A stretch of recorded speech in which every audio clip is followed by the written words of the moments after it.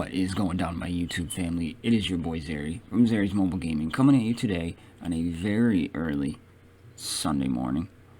Got my coffee, and I am here to bring you the next installment in the Noob series. But before we get into that, a couple things I got going on. Got the Discord server up and running. Link will be in the description down below. So if you want to jump in and be part of that, that's cool. Go ahead and do that. Good way to find me. We can have some conversations, things of that nature. Also, if you are not part of the XMG family, you should be part of the XMG family. Click that subscribe button so you don't miss out on anything coming your way. Also, we hit 300 subscribers. Just wanted to say thank you to everybody out there. At Christmas time, we hit 250. So in less than a month, we've added another 50. We are on our way. So let's keep it moving. So without further ado, let's get into the next demon on the list, Xantara. Okay, so this is Xantara. Xantara is an order, not a clan's, an order, just like Mega Wheel, demon, healer, and a traveler. Xantara is one of the best two healers in the game for me. Soleus is 1A, Xantara is 1B.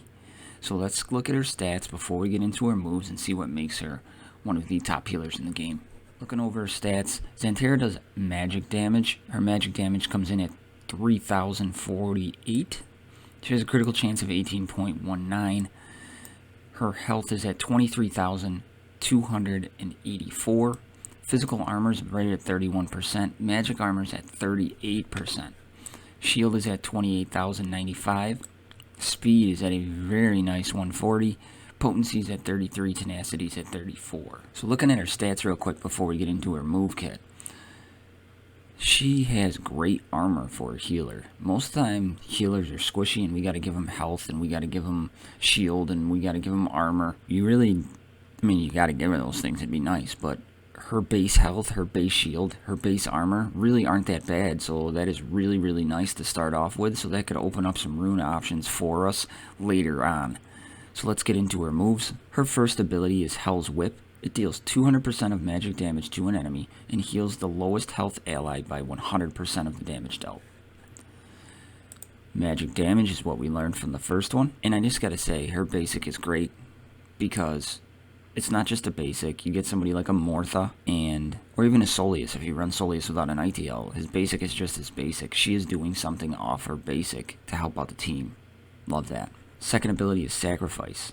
Xantara sacrifices 25% of her health, healing all allies by 500% of her magic damage.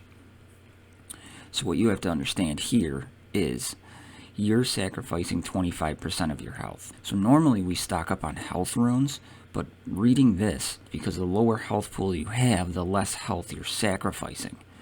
But you're still healing for the same exact, no matter how much you sacrifice from yourself.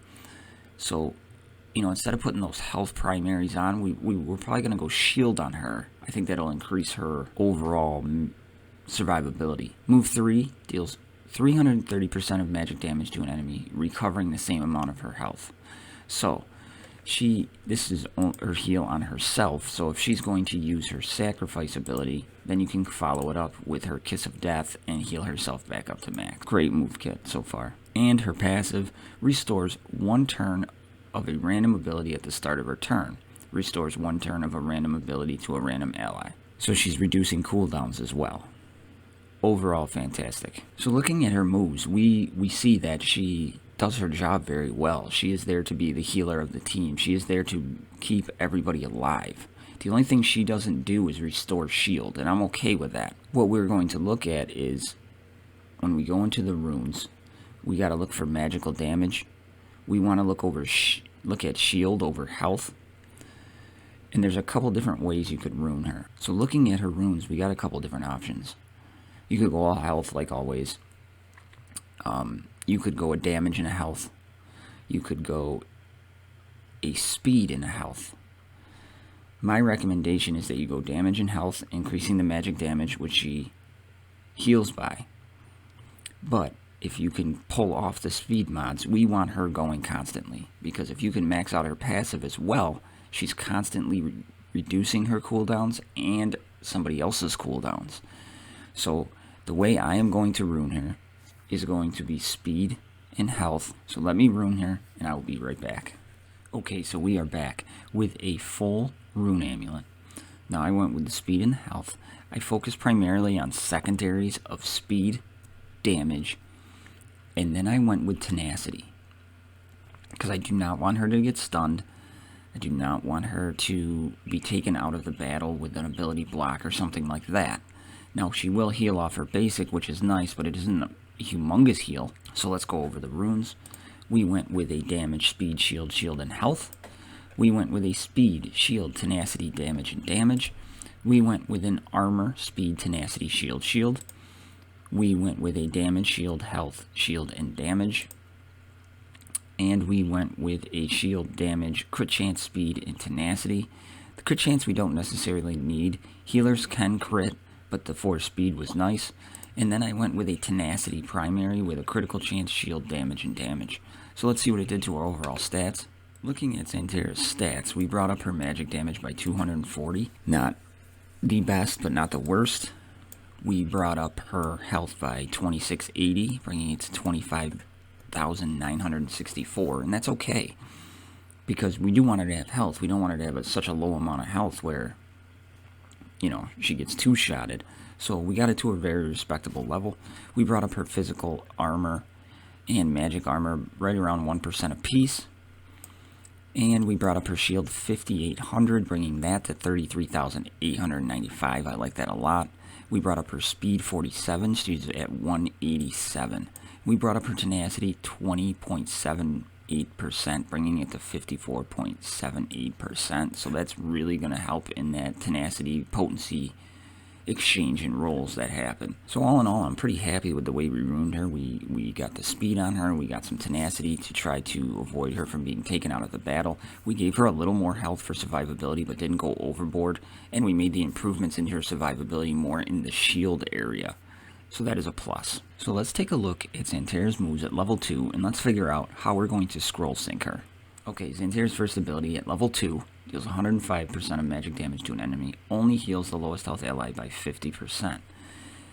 You have to get this up to level 5 for it to go to 75%, and 6 to 100%. Sacrifice at level 2 sacrifices 25% of her health, that doesn't change, and heals all allies by 240% of her magic damage, and that goes up only the amount of her magic damage and healing as we progress. Kiss of Death at level 2 deals 150% of magic damage to an enemy, recovering the same amount of health. And again, just the more magic damage it does, recovering the same amount of health. And then her passive ability at level 2, she has a 50% chance to restore 1 turn of a random ability at the start of her turn. And then as she goes down, at level 3, she restores 1 turn of a random ability. And at level 4, she restores 1 turn and has a 30% chance to restore 1 turn of a random ability to a random ally. And then so on and so on. So the way I'm going to do this is, I get Xantara, brand new, here I go. Obviously everything's at level 2. I've already stated that we're not going to touch her basic for now. We're going to leave it where it is. We are going to start with her sacrifice.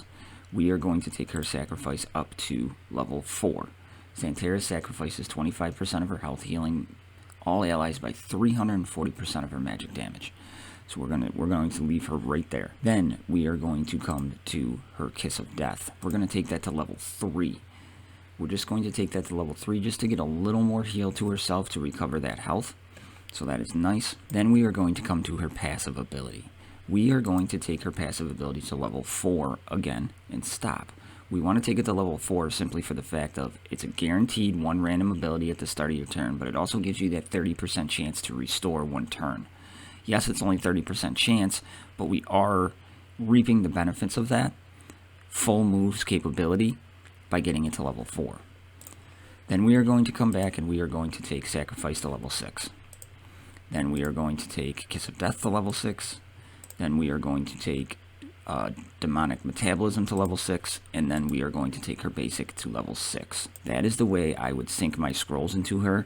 We're maximizing everything. Her job isn't to deal damage, and the heals you're going to receive off of her basic until you really sink in some blue scrolls isn't the best. So just leave it right at level 2.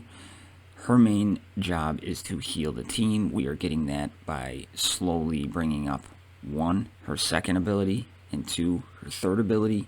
Then we are doing her second part, which is she's reducing cooldowns. We're getting the best of that world also by working on her passive. Then we come back and max everything out. Then we move to the basic, where at that point you have a sustained healer, and just healing off her basic is a plus. Okay, YouTube, that was my Xantara for Noobs. Again, thank you to everybody out there for being part of the XMG family. I cannot thank you enough for my goal of reaching 300 subscribers. Let's keep pushing that number. So if you are not part of the XMG family, click that subscribe button. Turn on the notification bell, all that horse crap that goes with it. Appreciate it. I love you all. If you want to join the Discord, links in the description down below. So that's what I got for you guys this morning. Xantara for Noobs. So everybody have a good Sunday.